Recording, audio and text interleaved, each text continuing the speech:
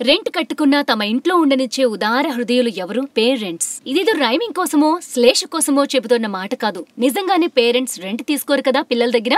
అయినా అసలు ఇదేం చర్చా అని ముక్కున వేలేసుకుంటున్నారా?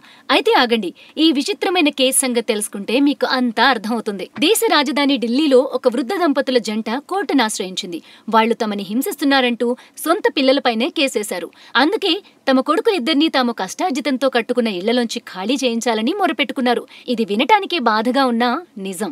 ఎంతో మంది పిల్లలు తమ తల్లిదండ్రుల్ని వృద్ధాప్యంలో శరణాలయాల్లో వదిలేస్తున్నారు. అటువంటి కాలంలో ఈ తల్లిదండ్రుల పిల్లలు మరింత ముదుర్లు. తాము కన్నవాళ్లను చూసుకోవడం కాకుండా వారు కట్టుకున్న ఇళ్లలో తిష్టవేసి వారిని హింసించసాగారట. గత్యంతరం లేక కోర్టును ఆశ్రయించిన వృద్ధులు కొడుకుల్ని కోడళ్లని బయటకు పంపాలని వేడుకున్నారట.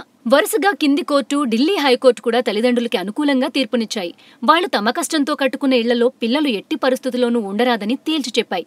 తల్లిదండ్రులు దయతల్చి ఉండనిస్తేనే మెజారిటీ నిండిన సంతానం వాళ్లతో పాటు ఉండాలి.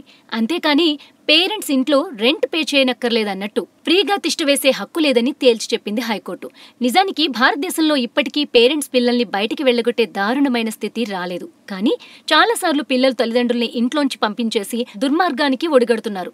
అలాంటి అమానుషత్వం నిండిన సంతానం పెరిగిపోతున్న సమయంలో ఈ తీర్పు నిజంగా అభినందనీయమే. వృద్ధాప్యంలో తల్లిదండ్రులు తమ వారి నుంచి ప్రేమ, ఆప్యాయత పొందకపోయినా కనీసం సొంత ఇంట్లో ప్రశాంతంగానైనా కాలం వెళ్లదీస్తారు. అయితే అసలు తండ్రి మాట కోసం అడవులకు పోయిన రాముడు తిరిగిన మన భూమిలో తల్లిదండ్రులు, పిల్లలకి మధ్య కోర్టులు రావడమే పెద్ద విషాదం.